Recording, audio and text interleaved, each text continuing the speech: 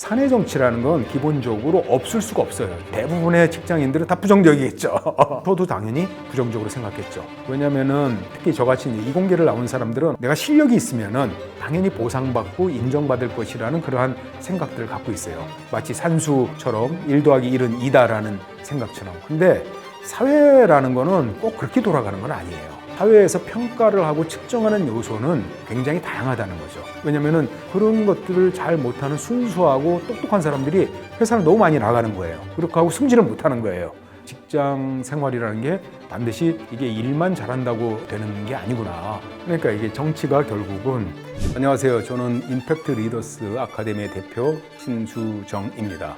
일의 격, 커넥팅, 또 거인의 리더십의 작가로 또 알고 계신 분들도 있습니다. 그 이전에는 제가 KT, SK그룹, 글로벌 회사 이런 쪽에서의 임원 생활들을 했었고요. 창업한 경험도 있습니다. 여러분들과 만나게 되어서 반갑습니다.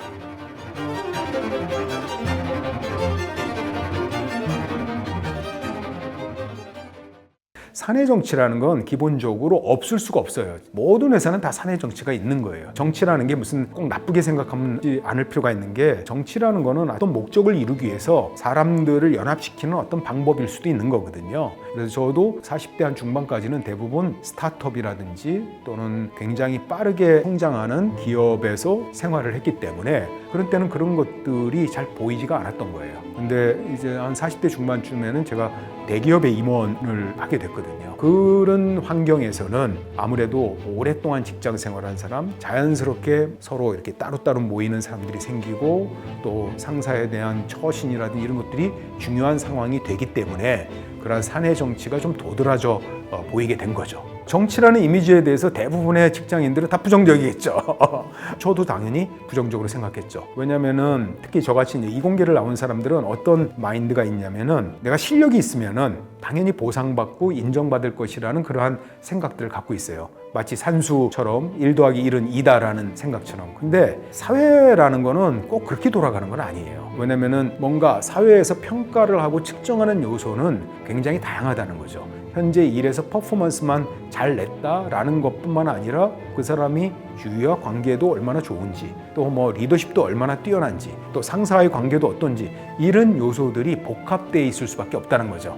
직장 생활이라는 게 반드시 일만 잘한다고 되는 게 아니구나. 이런 요소도 상당 부분이 있구나. 그런 요소가 별로 바람직하다고 생각하지는 않지만은 또 이런 요소에 적절한 처신을 하지 않으면은 사람들이 이슈가 많이 되겠구나. 왜냐면은 그런 것들을 잘 못하는 순수하고 똑똑한 사람들이 회사를 너무 많이 나가는 거예요. 그렇게 하고 승진을 못하는 거예요. 그러니까 이게 정치가 결국은 내 편을 많이 만들고 적을 만들지 않는 거죠. 근데 또 이런 부분도 있을 수 있어요. 너무 옳고 그름에 좀 초점 맞추는 거예요. 그리고 그 사람이 내가 보기에 올바르지 않는 얘기를 했어요. 그럼 막 내가 논리로서 그 사람을 완전히 이렇게 묵사발을 만들고 어떻게 그런 생각을 할 수 있느냐, 너 멍청이 아니냐, 너가 틀린 거 아니냐 이런 식으로 공개석상에서 얘기를 하게 되면은 그 사람은 그게 맞는 말일지 모르겠지만은 자신 창피를 당했기 때문에 복수를 하게 될 가능성이 크단 말이에요. 그렇게 되면 적이 생기잖아요. 굳이 그렇게까지 문제를 확대할 필요는 없겠다라는 거죠. 그래서 제가 어떤 얘기를 했냐면은 누군가 이기려고 할 때 10대 빵으로 이기려고 하지 마라. 어차피 이기는 거잖아요. 그러면은 7대3, 6대4 정도로 이겨도 되는 거다 이거죠. 저도 사실은 그런 것들이 불쑥불쑥 튀어나와요. 내가 맞고 너는 틀리다. 내가 옳은 거를 막 얘기를 하는 적이 많죠. 그게 완전히 없어진 건 아니에요. 훈련을 좀 하는 게 먼저 들으려고 하는 거죠. 다른 사람 경청을 하고. 그러니까 네 의견이 틀리다라는 관점보다는 다를 수 있다라는 관점으로 자꾸 받아들이려고 해요. 비즈니스의 의사결정이라는 거는 100대 빵이 없어요. 내가 논리적으로 생각한다고 해서 그게 반드시 맞는 건 아니거든요. 확률적으로 좀 더 가능성이 높은 거죠. 다른 사람이 얘기를 하면은 그게 빵이 아니라 그 사람의 의견이 한 20% 정도 맞을 수도 있는 거예요. 그러한 부분들을 조금씩 훈련시켜 나갔던 것 같아요. 임원이라는 거는 사실 이제 계약직이거든요. 그래서 기업마다 1년 단위로 계약하는 데도 있고, 2년, 3년 단위 계약하는 데도 있고, 그런 부분들이 내가 1년 뒤면, 2년 뒤면, 3년 뒤면은 언제든지 나갈 수 있다라는 거를 인식을 해야 되거든요. 근데 보면은 많은 임원들이 그거를 좀 인식하지 못해요. 왜냐면은 직원 생활을 오랫동안 했기 때문에 임원이 돼도 막연하게 오래 갈 수 있겠지? 뭐 이런 생각을 갖고 있는 거죠. 그러니까는 충격을 받는 거거든요. 그래서 임원이라는 거는 이제 프로의 세계로 들어간 거다. 프로의 세계로 들어가면 언제든지 계약이 해지가 될 수도 있는 거고 또 뭐 내가 나갈 수도 있는 거죠. 그거를 인식하는 게 되게 필요해요. 당연히 그런 사건이 있으면은 불편한 건 사실이겠지만은 그거를 미리 머릿속으로 생각하고 있느냐 안 하느냐에 따라서 굉장히 차이가 크죠. 저도 예를 들면은 더 이상 이제 뭐 내년부터는 계약을 더 이상 하지 않습니다 라는 얘기를 들었을 때 잠시간 기분이 좋지는 않았죠. 근데 저는 뭐 그 다음날 원상태로 돌아왔거든요. 그리고 잘 됐다, 내가 평소에 하고 싶은 건 좀 해야지, 이런 생각이 들었거든요. 근데 대부분의 임원들은 그런 생각을 갖고 있지 않는 것 같아요. 그러니까 힘들죠. 그래서 사실은 퇴임한 리더들이 뭔가 일을 하기 어려운 이유가 그런 데 있는 거예요. 직업이라고 할 때 앞에 직은 어느 회사의 어느 직위를 보통 이제 직이라는 표현을 쓰죠. 그래서 나는 뭐 무슨 회사의 뭐 과장이야, 무슨 회사의 차장이야. 그 직이라는 거는 뭐냐면은 그 회사를 떠나는 순간 사라지게 되죠. 내가 그 회사에 있을 때 차장이고 상무고 임원이지, 그 회사를 나오는 순간 그게 제로가 되는 거잖아요. 더 이상 그 이름으로 불려지지 않는 거죠. 업이라는 건 본질이죠. 내가 어떤 회사를 떠나던 간에 남아있는 것. 예를 들면 뭐 나는 훌륭한 마케터야, 나는 작가야, 이건 업이겠죠. 나는 훌륭한 교사야, 이런 건 업이겠죠. 그래서 회사를 내가 나와도 내가 타이틀로 쓸 수 있는 거. 리더들은 조직을 움직여서 뭔가를 하는 거지 자기가 직접 하지 않는 경향들이 많거든요. 제가 이제 예를 들면 사단장이라고 생각해 보세요. 사단장이 총을 잘 쏘는 사람 아니잖아요. 가서 자기 유격을 실제 잘하는 사람이 아니잖아요. 조직을 다루는 건 잘하는데 막상 사단장이 사단장 직위를 띄고서 나가갖고 뭔가를 하려면은 자기가 직접 총도 쏘고 자기가 유격도 해야 되는데 이제 어려운 거죠. 그러면은 방법이 뭐겠어요? 그 감을 잃지 않기 위해서 스스로 뭔가 좀 할 수 있는 것들을 훈련하는 건 필요한 것 같아요. 뭐냐면은 글로벌에서 일하고 있는 분이 한국에 찾아왔는데 그 50대 분이에요. 그 싱가포르에서 일하고 있는데 전 세계를 다니면서 그분은 컨설팅도 하고 자료도 직접 만들고 뭐 이런 분이에요. 근데 한국에 와서 자기 친구를 보니까 기업의 팀장 임원으로 있는데 PPT도 제대로 못 만든다. 사람들이 만들어준 거를 빨간 펜 선생님만 하고 자기가 직접 할 수 있는 거를 없다라는 걸 보고 놀랬다라는 거거든요. 그런 것들이 자기가 홀로서기를 할 때 굉장히 위험한 거죠. 내 생각을 스스로 만들어보고 핸즈온이라고 그러죠. 손으로 직접 뭔가 해볼 수 있는 능력 자체가 퇴화돼 버리면은 주위에 도와줄 사람이 함께 할 사람이 없으면 내가 아무것도 못한다 하는 거는 좀 위험한 일이겠죠. 자신이 스스로 뭔가 할 수 있는 일들, 이런 것들을 할 수 있는 것이 훨씬 세컨 커리어를 갖고 가는 게 유리하겠죠. 그러니까 일이 재미없다는 얘기는 무슨 말이냐면은 내가 뭔가를 배울 때까지는 재밌다가요, 전문가가 되는 그 과정은 대부분 힘든 과정들이거든요. 박세리도 그렇고 김연아도 그렇고 전문가가 프로가 되는 과정까지는 엄청난 트레이닝을 받아야 되잖아요. 그 기간을 내가 거치지 않으면은 고수가 될 수가 없는 거예요. 직장인 경력을 다 합치면 뭐 한 30년 가까이 되는 것 같아요. 저는 여러 이제 직장 생활을 하면서 어떤 성장이 중간에 멈춘 직원들을 많이 봤어요. 그래서 이제 그런 이유가 뭘까 생각을 많이 해봤죠. 숙련가와 전문가는 다르다. 제가 이제 흑백요리사에 에드워드 리가 나와서 그것을 봤거든요. 에드워드 리가 사실은 요리를 한 게 뭐 10년밖에 안 돼요. 근데 우리 어머님은 요리를 40년을 하셨는데도 셰프가 아니에요. 시간을 길게 한다고 해서 전문가가 되는 게 아니다.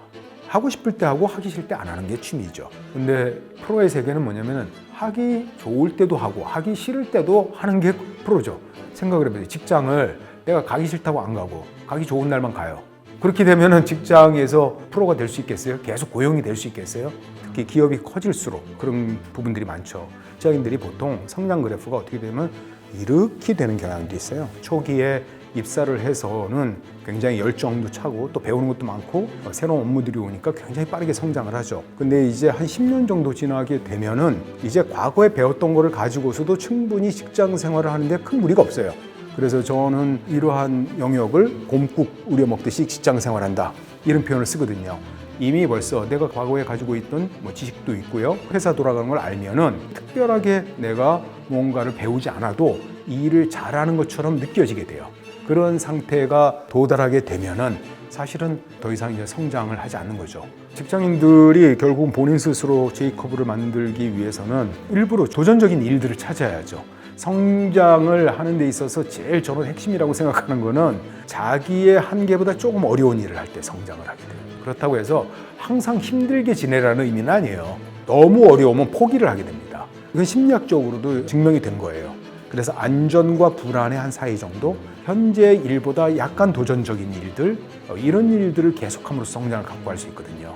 그래서 이것도 선택이에요. 저는 뭐라 그러면은 모든 직장인이 반드시 최고가 되라고 하진 않아요. 저는 그런 책을 별로 안 좋아해요. 그러니까 선택의 문제예요. 내가 최고의 길을 가는 것도 내 선택이고요. 나는 최고가 굳이 되고 싶지 않아. 나는 평안한 삶을 살 거야. 이것도 해도 괜찮아요. 근데 만약에 전자의 길을 선택을 했다면은 대충 해갖고는 안 된다는 거예요. 내가 예를 들면 달리기를 하는데 나는 올림픽에서 1등을 할 거야. 이 선택이랑 아니, 나는 그냥 동네 마라톤에서 그냥 완주만 해도 좋을 거야. 이렇게 하는 거랑 많이 다르잖아요. 전자를 선택을 하면은 고통스럽게 연습을 해야 되는 거죠. 후자의 길을 선택하면 그냥 슬슬 해도 되는 거예요. 단지 이런 사람들이 있는 거예요. 나는 최고가 되고 싶어. 근데 슬슬 놀면서 할 거야. 이건 안 된다는 거예요. 항상 주장하는 건 제가 일의 격에서도 그렇고 커렉팅에서도 그렇고 항상 얘기한 건 그런 거거든요. 어떤 게 반드시 옳다, 이것이 반드시 중요하다라고 생각하지 않아요. 그거는 본인의 철학의 문제예요. 이것도 괜찮을 수도 있고 저것도 괜찮을 수 있어요. 단지 내가 어떤 그 길을 선택했다면은 그 길에 대한 책임을 가지라는 거고 그 길을 지속할 수 있는 힘을 가지라는 것뿐입니다. 옛날에는 저는 결과를 중요시 여겼어요. 당연히. 그래서 좋은 결과가 나와야 되고 과정은 최대한 효율적으로 하자라는 게 제 관심이었죠. 아마 저처럼 성공 지향적인 사람들은 결과가 중요시 여기고 과정에 대해서 그렇게 심각하게 생각하지 않아요.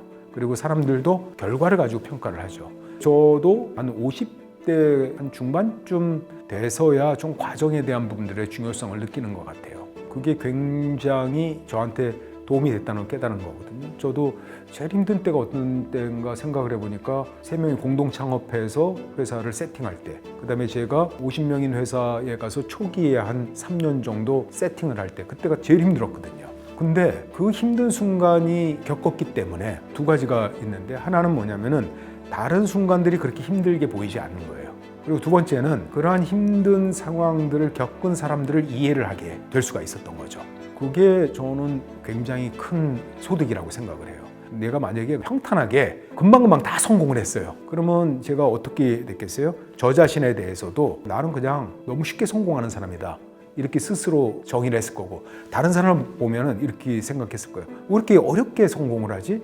이렇게 쉽게 할 수 있는데? 근데 저도 그런 과정을 겪으니까 아무리 똑똑해도 시장 상황이 안 좋으면은 질 수도 있는 거고, 이게 대부분이 다 이해가 되는 거예요. 너무 과도하게 성공지향적으로 가는 거야. 그러면서 과정을 희생하는 경우들이 있잖아요.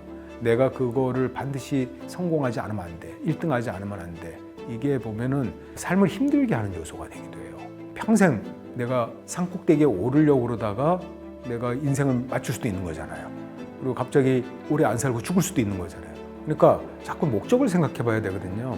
사람마다 이제 동기가 다른데 어떤 사람은 돈을 많이 벌기 위해서 하고 싶은 사람도 있고 어떤 사람은 막 성공을 막 하기 위해서 하고 싶어 하기도 하고 막 그런 거죠. 그러면은 뭐냐면 돈을 많이 벌기 위해서 하는 사람은 돈이 많이 벌려지지 않을 때 좌절하게 되는 거죠. 근데 영원히 성공할 수 있는 거는 세상에 아무것도 없단 말이에요. 지속할 수 있는 힘이라는 거는 뭐냐면은 결국은 그거보다 사회적인 목적이 있으면은 좀 더 지속할 수가 있거든요. 내가 성공과 실패를 약간 저기 할 수 있는 거죠. 그거의 일희일비가 덜 될 수 있는 거예요. 내가 예를 들면은 교육 사업을 한다고 그랬을 때 교육을 통해서 이 사람을 성장시키는 거야. 만약 얘는 좀 이런 뜻을 갖고 있다고 해보잖아요.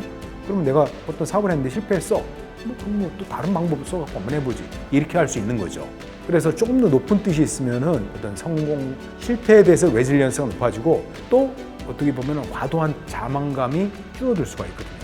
근데 이런 목적지향적인 삶이라는 거는 20, 30대는 잘 안 들어와요. 아직 여유가 없어. 그런 정도까지. 근데 제가 40대가 중요하다는 게 40대부터는 이게 들어오지 않으면은 어려워져요. 삶이. 커리어도 어려워지거든요. 그래서 저는 그런 부분들을 좀 갖고 가기를 원하고 있어요.